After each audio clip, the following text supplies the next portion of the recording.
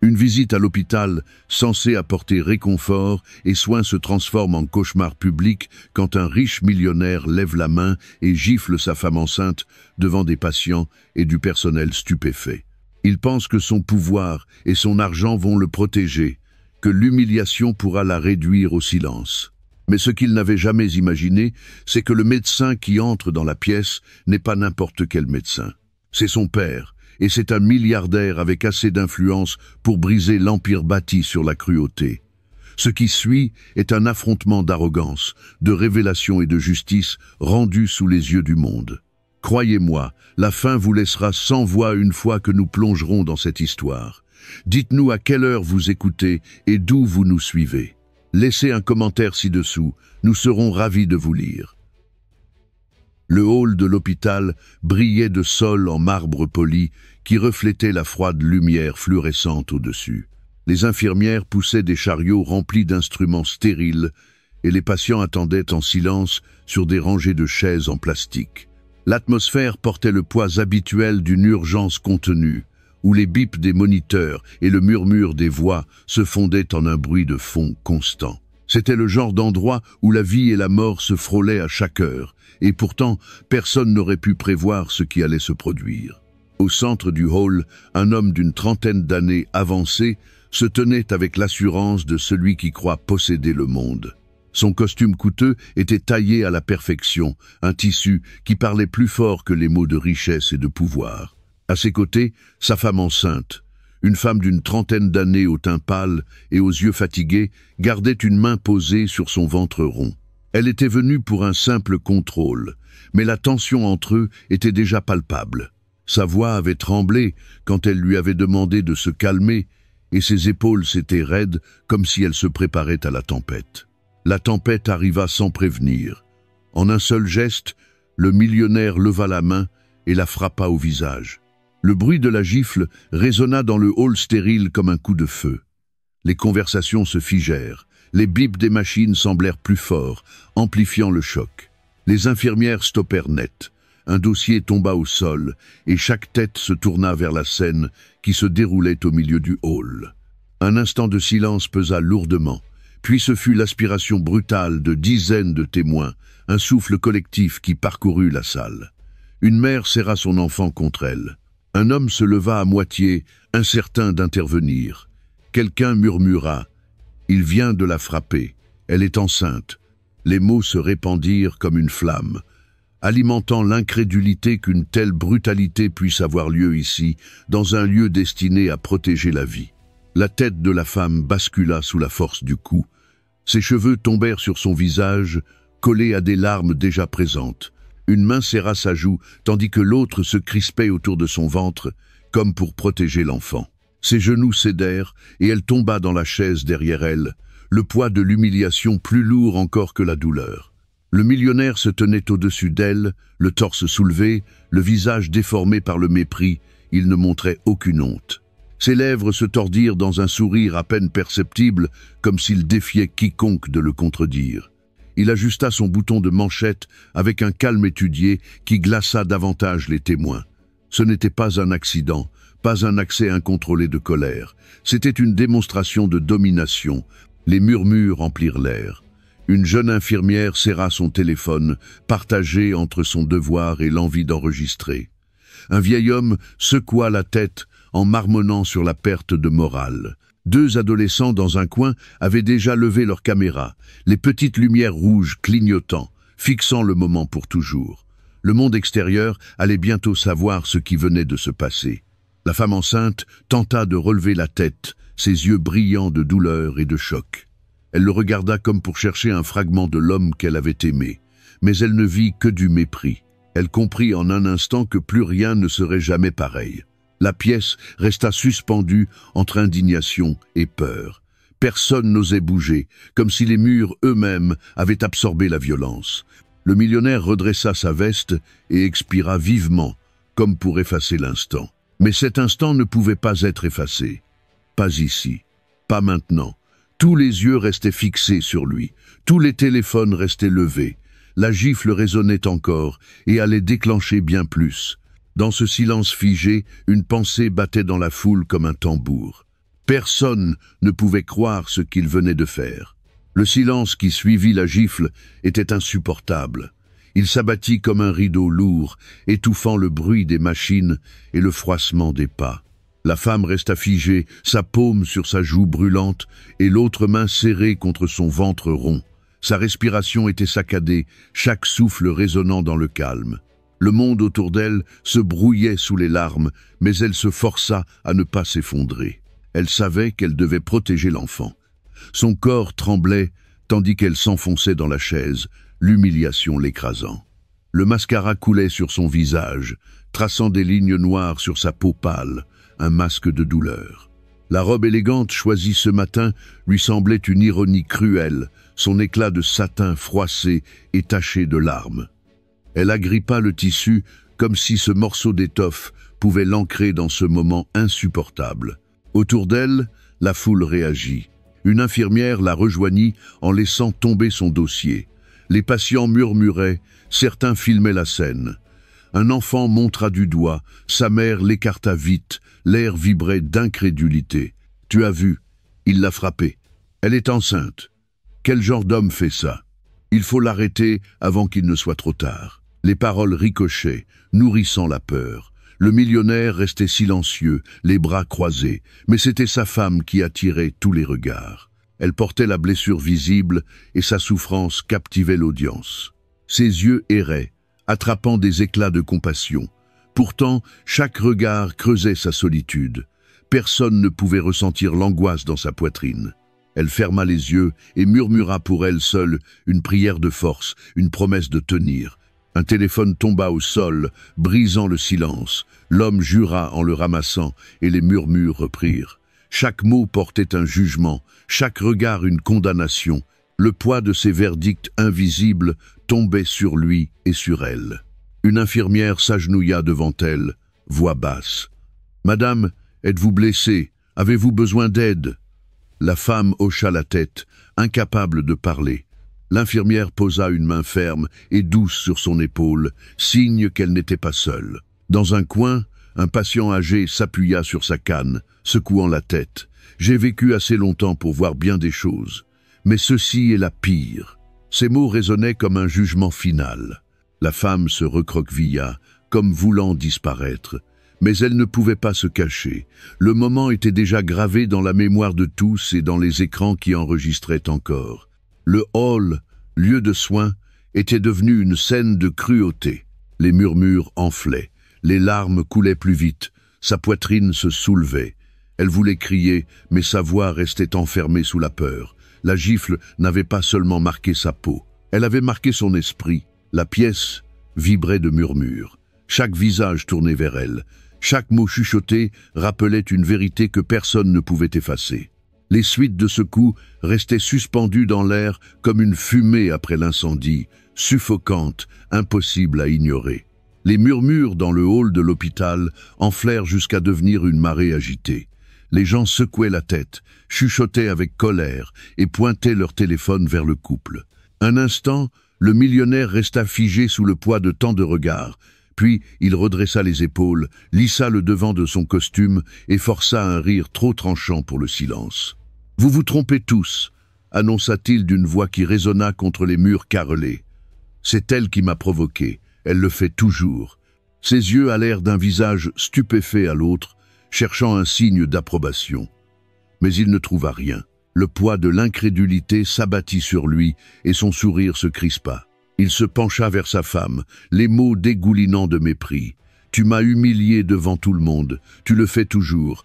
Tu sais à quel point tu deviens instable pendant la grossesse. Les hormones te rendent hystérique et moi je passe pour le méchant. » Il se redressa, parlant plus fort comme si le volume pouvait transformer ses mensonges en vérité. « Je n'ai pas voulu la blesser, elle doit se contrôler. J'ai subi un stress énorme au travail et elle m'a poussé au-delà de mes limites. » Les excuses jaillissaient de lui comme de l'huile sur l'eau, lisse et nauséabonde, s'étendant sans jamais pénétrer. Une infirmière à proximité fronça les sourcils et croisa les bras. Un patient secoua la tête en murmurant. Il n'y a aucune excuse pour frapper une femme enceinte. Les murmures s'endurcirent, mais le millionnaire les ignora, trop occupé à tisser son filet de justification. Il fit un pas en avant, désignant la femme affaissée sur la chaise. « Regardez-la » dit-il d'un ton presque moqueur. « Elle est fragile, oui, mais aussi théâtrale. Elle veut de l'attention. C'est de cela qu'il s'agit. Ne croyez pas ses larmes. Elle sait comment jouer la victime. » Ses paroles tranchèrent l'air tendu, chaque mot plus venimeux que le précédent. Sa femme leva lentement la tête, le visage ravagé de larmes et de traces noires de mascara. Ses lèvres s'ouvrirent comme pour répondre, mais aucun son ne sortit. L'humiliation de l'entendre déformer la vérité devant des inconnus la laissa tremblante. Elle serra son ventre, puis resta muette. Le millionnaire continua, persuadé que parler plus lui rendrait le contrôle. Elle savait que j'avais eu une journée difficile. Les marchés chutent, mon entreprise est sous pression et elle choisit ce moment pour me défier. N'importe qui à ma place aurait craqué. Je suis humain. Sa voix se brisa légèrement sur le dernier mot, révélant une peur cachée. Un jeune homme à l'arrière du hall cria « Tu n'es pas humain, tu es un lâche !» Des exclamations suivirent et les téléphones se levèrent plus haut. Les yeux du millionnaire flamboyèrent, mais il força un rire. « Un lâche, c'est moi qui porte le poids de cette famille. Sans moi, elle n'aurait rien. Sans moi, elle ne serait même pas dans cet hôpital. » Ses mensonges et son arrogance s'entremêlaient en une seule performance qui ne trompait personne. Ses paroles, destinées à effacer la faute, ne faisaient que l'assombrir aux yeux du public. Sa femme restait silencieuse, les joues trempées, mais son regard changeait. Pour la première fois, elle le regardait sans peur, comme si ses mots n'avaient plus de pouvoir. Pourtant, il insista encore. « Ne me faites pas passer pour un monstre », aboya-t-il. « Je suis la victime ici. Elle me vide, elle m'humilie, elle me réduit. Je ne serai pas détruit par sa faiblesse. » Sa voix se brisa de nouveau, cette fois d'une laideur nue. Le hall vibrait plus fort. Les téléphones restaient braqués. Les témoins se penchaient en avant, leurs visages marqués de dégoût. Le millionnaire comprit que ses excuses échouaient. Personne n'était convaincu. Pas les infirmières, pas les patients, pas les étrangers devenus témoins de sa chute. Ses mots flottaient comme de la fumée, amers et suffocants, impuissants face à la vérité que tous avaient vue. Le hall était devenu un tribunal sans mur. Chaque téléphone était un témoin, chaque regard un juré silencieux. La voix du millionnaire résonnait encore, lourde d'arrogance, mais elle n'avait plus d'emprise. Ses paroles sonnaient creux, comme du verre bon marché sur un plateau d'argent. Les gens attendaient autre chose, quelque chose pour briser la tension. Alors, les portes au bout du couloir s'ouvrirent brusquement. Le bruit métallique et sec coupa l'air.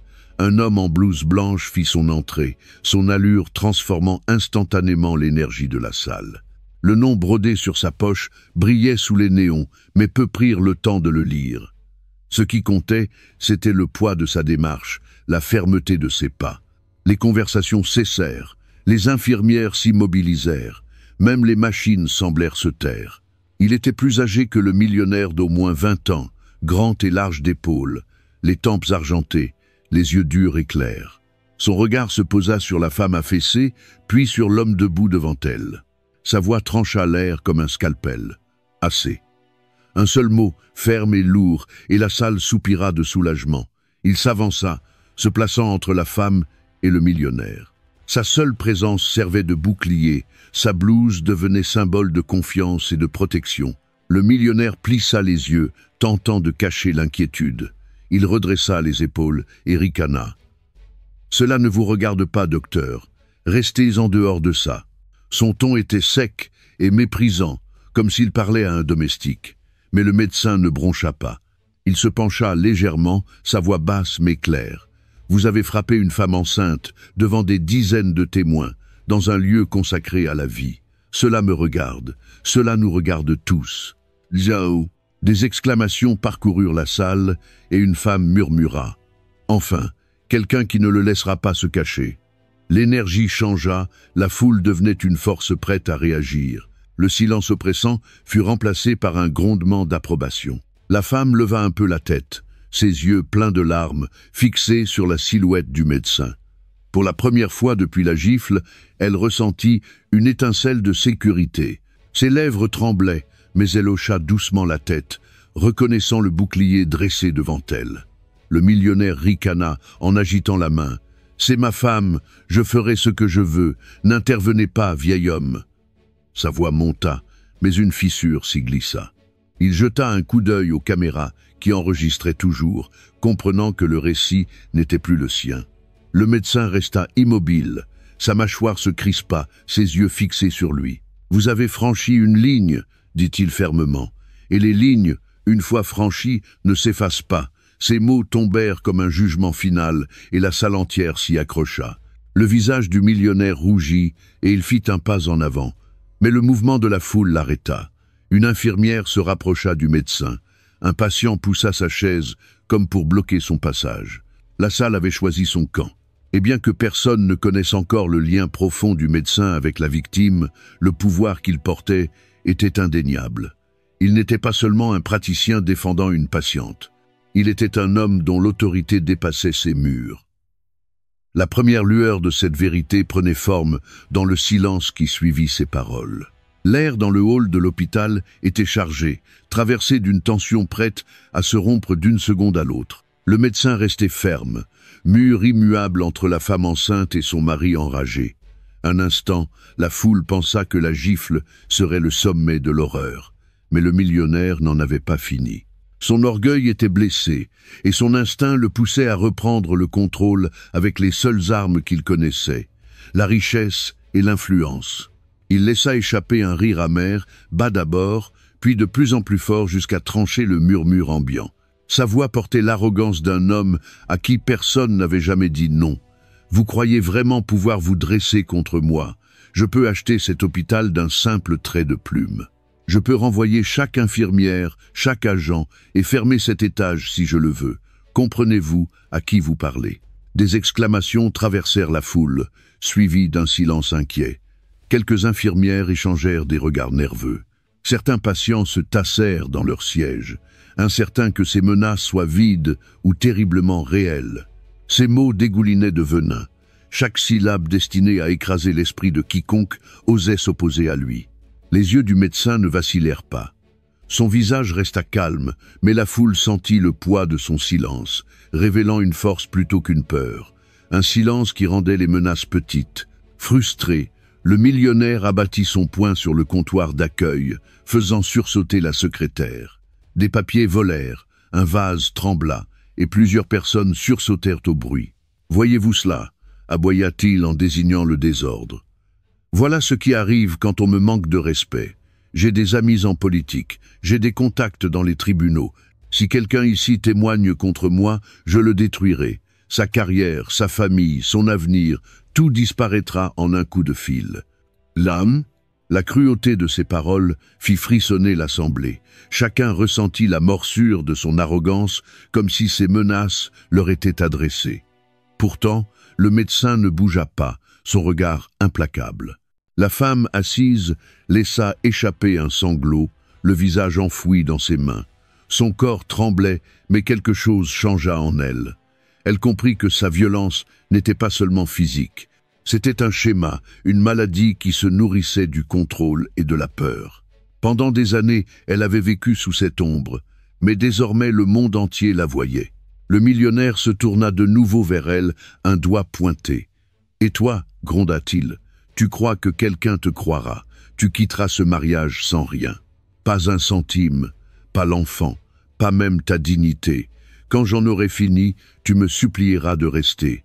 Tu m'entends, supplier. » Sa voix se brisa sur le dernier mot, non par faiblesse, mais par la violence de sa rage. Le hall vibra d'indignation. Une femme en blouse souffla avec colère. Il ne peut pas s'en tirer comme ça. Un homme tenant une caméra murmura. Le monde verra chaque seconde de cette scène. Les téléphones restaient braqués, preuves irréfutables. Le médecin parla enfin, sa voix calme mais tranchante. Vous croyez que l'argent et le pouvoir peuvent réduire tout le monde au silence. Mais ce que vous ne comprenez pas, c'est que la vérité est plus forte que vos menaces. Ces mots flottèrent dans l'air, portés par la respiration collective de la foule. Le millionnaire serra les poings, les jointures blanches, le visage cramoisi. Pour la première fois, un doute traversa ses yeux, mais il refusa de céder. Il se redressa, gonfla la poitrine et lança un dernier avertissement. « Je possède cette ville, je possède ses habitants, et si quelqu'un ose me défier, je l'écraserai. » Mais même en parlant, l'énergie de la salle avait changé. Ces menaces ne résonnaient plus avec la même puissance. Elles sonnaient désespérées, creuses et faibles face à la marée de témoins qui avaient déjà choisi leur camp. Le hall avait atteint un point de rupture. La gifle avait choqué, les excuses avaient écœuré, les menaces avaient glacé. Mais venait désormais la vague décisive, le moment où la cruauté se changeait en humiliation irréversible. Chaque téléphone levé brillait comme un projecteur, chaque regard aiguisé attendait l'acte qui définirait la soirée. Le millionnaire saisit une liasse de documents dans son dossier, les froissant dans son poing avant de se tourner vers sa femme.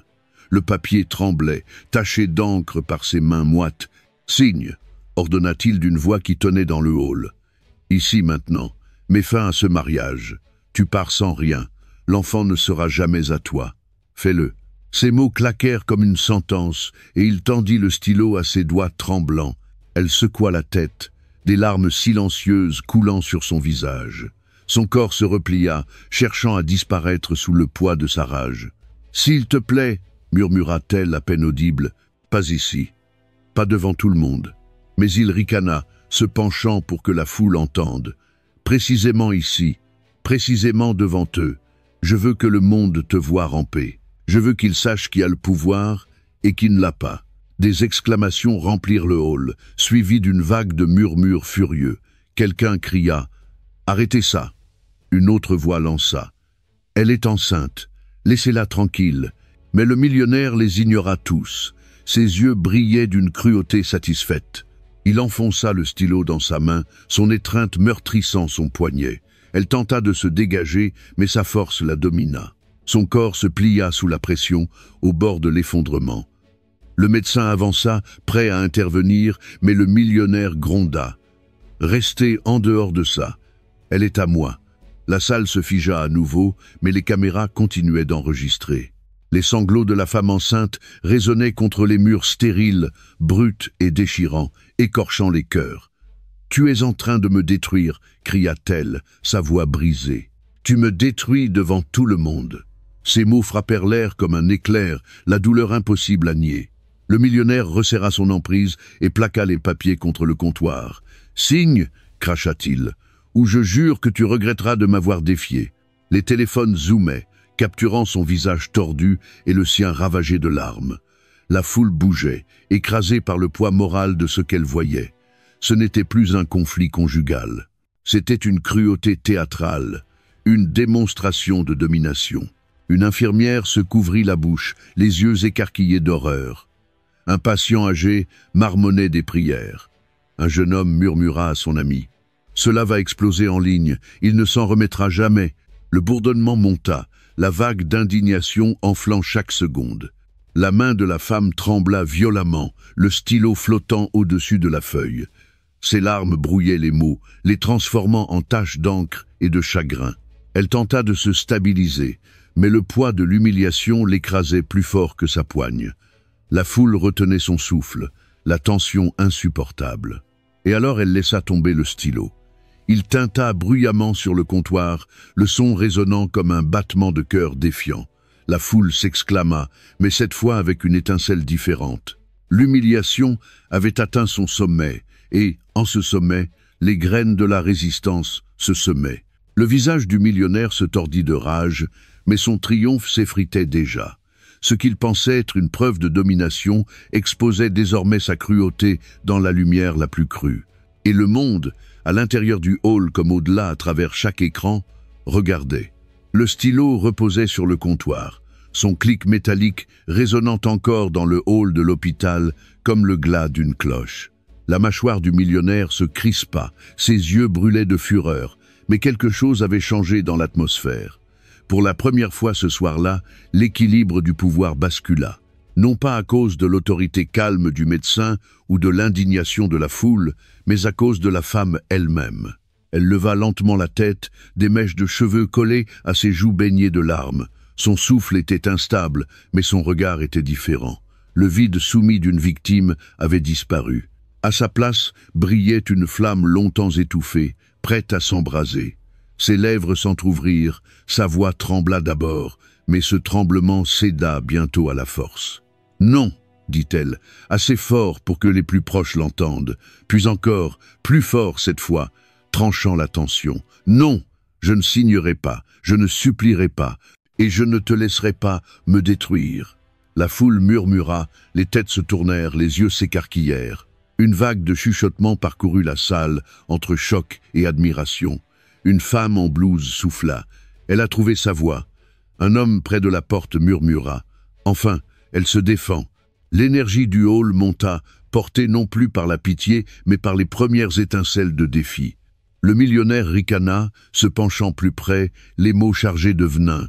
« Tu oses me défier ici, devant tout le monde. » Il abattit la main sur le comptoir, faisant bondir les papiers. « Sais-tu qui je suis? Sais-tu ce que je peux te faire ?» Elle redressa les épaules, tremblante encore mais droite.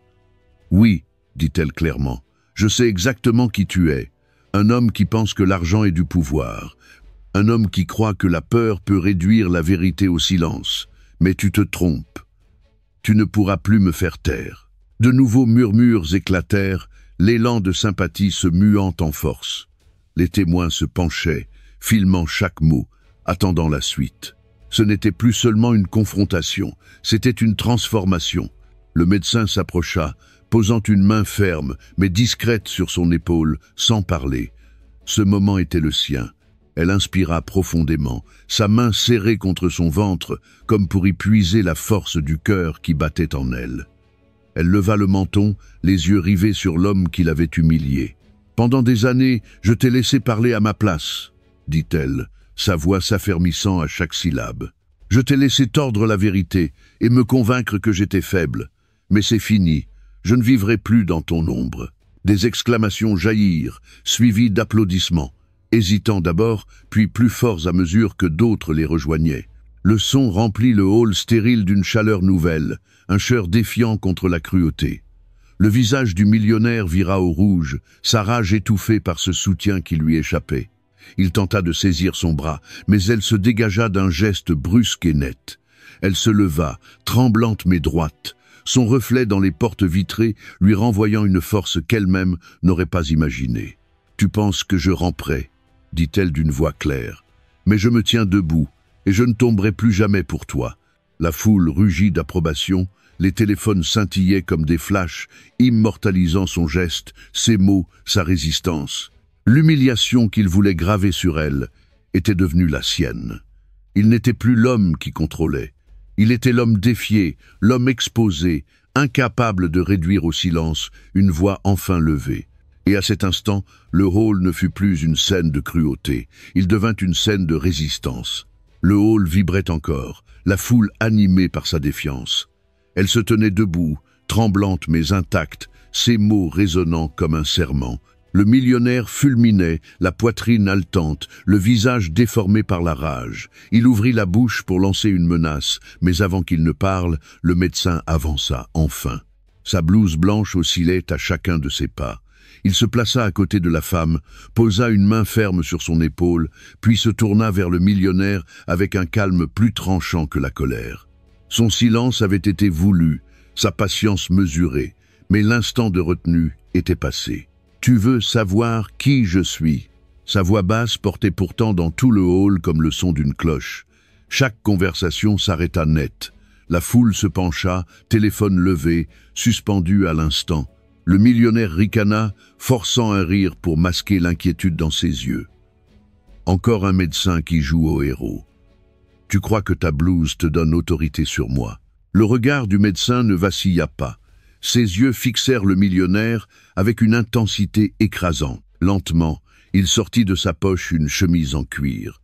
De ses mains calmes, il l'ouvrit, révélant une liasse de documents scellés d'or. « Je ne suis pas seulement son médecin, dit-il, sa voix gagnante en puissance. Je suis son père, et je suis l'actionnaire majoritaire de cet hôpital. Je contrôle une part du réseau de santé de cette ville que tu es incapable d'imaginer. » Un souffle parcourut la salle. Une infirmière porta la main à sa bouche. Un patient chuchota. « Son père !» Un autre murmura. « c'est un milliardaire. L'énergie bascula aussitôt, du choc à l'admiration. Les caméras zoomèrent, captant ce moment qui allait dépasser ses murs.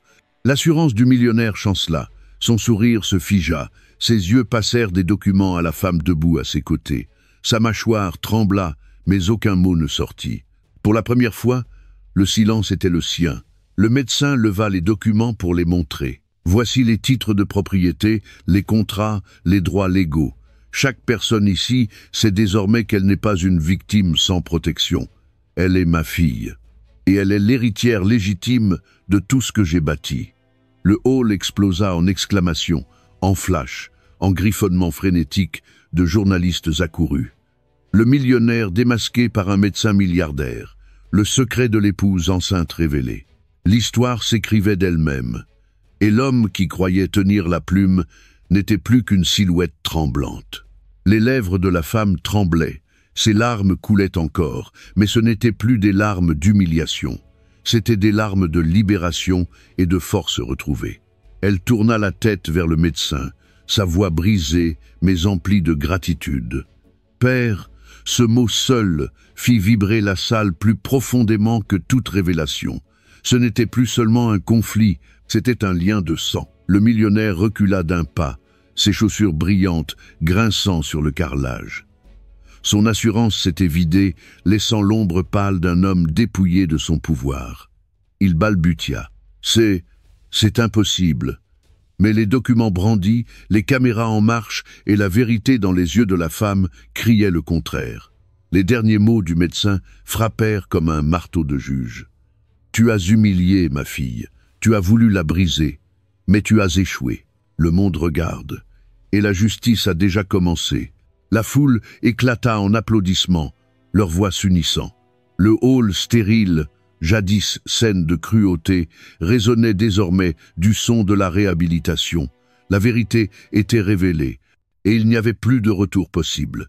Au moment où le médecin révéla son identité, l'énergie du hall changea à jamais.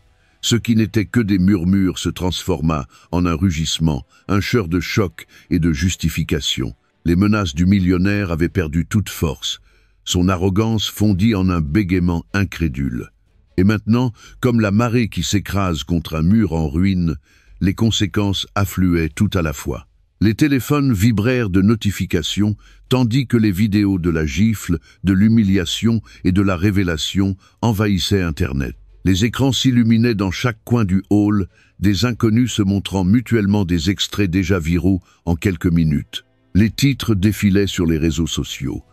Un millionnaire frappe sa femme enceinte à l'hôpital. Un médecin milliardaire révèle que la victime est sa fille. L'indignation publique se répand. La vitesse était implacable, l'histoire inarrêtable.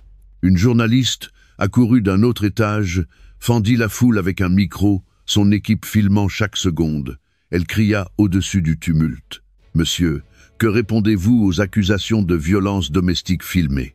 Avez-vous quelque chose à dire au public ?» Le micro fut tendu vers le millionnaire, mais il resta muet. Ses lèvres tremblaient, sa respiration était saccadée, sa voix autrefois assurée s'était perdue. Le médecin se tenait droit, ses documents levés pour que tous les voient, tandis que sa fille s'appuyait contre lui pour trouver de la force. La foule se pressait, avide de capturer chaque angle. Les flashs éclataient sur les murs stériles, transformant le hall en une tempête de lumière et de bruit. À l'arrière, un homme en costume répondit à un appel, lâchant un juron sec. Il était l'un des associés du millionnaire, et la nouvelle qu'il recevait était dévastatrice. Le conseil se retire, les investisseurs vendent, l'action s'effondre déjà. Ces mots se propagèrent dans l'air, tandis qu'il bousculait les autres pour partir, le visage pâle de panique. Le millionnaire l'entendit. Sa tête se tourna brusquement, ses yeux s'écarquillant. Il chercha son propre téléphone avec des mains tremblantes. Il composa furieusement et le porta à son oreille. « C'est moi. Écoute, tu ne peux pas te retirer maintenant. On peut arranger ça. Ne fais rien tant que je ne dis pas. » Un silence répondit. Son visage s'effondra. Un à un, ses soutiens cédaient. Le hall devenait plus bruyant chaque seconde. Des voix en colère s'élevaient. « Arrêtez-le, qu'il aille en prison. Protégez la femme. » L'indignation n'était plus confinée aux murs de l'hôpital. Elle résonnait déjà dans la ville entière. Dehors, des vents de presse freinaient brusquement, des reporters se déversant sur les trottoirs. 2 policiers traversèrent la foule, leurs uniformes fendillant la mer de témoins. La foule s'écarta avec soulagement, pointant le millionnaire. « C'est lui, il l'a frappé. Nous avons tous vu. » Des dizaines de téléphones se levèrent encore plus haut, enregistrant l'approche des agents. Le millionnaire recula, son téléphone glissant de sa main moite sur le carrelage. Sa voix se brisa alors qu'il essayait de retrouver une autorité perdue. « C'est une erreur. Je suis la victime. C'est elle qui m'a provoqué.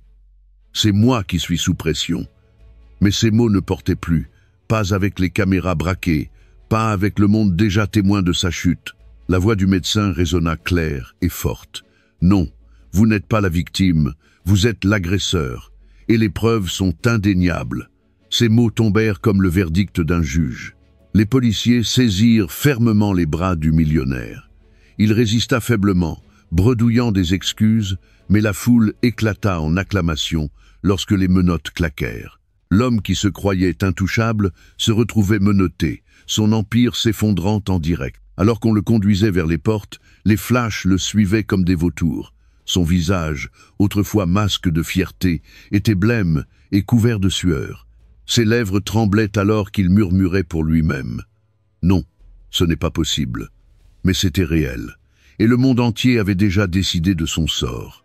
Le hall de l'hôpital, qui avait commencé la nuit comme une scène d'humiliation, s'était transformé en théâtre de son effondrement. Et dehors, le monde attendait pour asséner le coup final. Les portes se refermèrent derrière lui, l'écho de ses protestations s'éteignant tandis que les policiers l'éloignaient. Pour la première fois de la nuit, la salle respira à nouveau. Le poids oppressant de l'air stérile s'était levé, remplacé par un calme semblable à une éclaircie après l'orage. La foule n'avait pas seulement vu la fin de son règne cruel. Elle avait vu le commencement de sa liberté à elle. La femme se laissa retomber sur une chaise, mais cette fois, elle ne se recroquevilla pas. Elle posa fermement ses 2 mains sur son ventre, puis leva le menton avec résolution. Ses joues étaient encore marquées de larmes, mais elle ne parlait plus d'humiliation. Elle parlait de survie et de libération. Le médecin resta à ses côtés, une main posée doucement sur son épaule. Son visage, si sévère quelques instants plus tôt, s'adoucit de fierté paternelle. « Tu es en sécurité maintenant », dit-il doucement, mais ces mots résonnaient lourdement aux oreilles de tous. Ce n'était pas seulement une promesse de père, c'était le serment d'un homme ayant le pouvoir de la tenir. Autour d'eux, la foule glissait de l'indignation au soutien. Des infirmières tendirent des mouchoirs et de l'eau. Des inconnus posèrent des mains bienveillantes sur son bras ou murmurèrent des encouragements. Une jeune femme s'avança, son téléphone encore levé, et dit « Vous êtes plus forte qu'il ne le sera jamais ». La femme enceinte esquissa un sourire, son premier vrai signe de paix depuis le début du cauchemar. Dehors, le monde s'enflamma. Les journaux interrompaient leur programme pour couvrir le scandale. Dans les salons et les bureaux, on repassait la gifle, l'humiliation et la révélation de son identité. Les hashtags se répandaient, les appels à la justice se multipliaient, et l'empire du millionnaire s'écroulait sous le poids du jugement public. À l'intérieur, sa libération était plus intime, plus profonde. Elle se tourna vers son père, sa voix fragile mais claire. « Si longtemps j'ai cru être seul, j'ai cru qu'il n'y avait pas d'issue. » Son père secoua la tête avec fermeté. « Tu ne seras plus jamais seul, c'est ton nouveau départ. » Elle acquiesça, une force tranquille revenant à sa posture. Elle n'était plus une victime sauvée. Elle était une femme reprenant sa voix, sa dignité et son avenir. La foule le ressentait. Elle l'avait vue briser, mais maintenant, elle la voyait se reconstruire.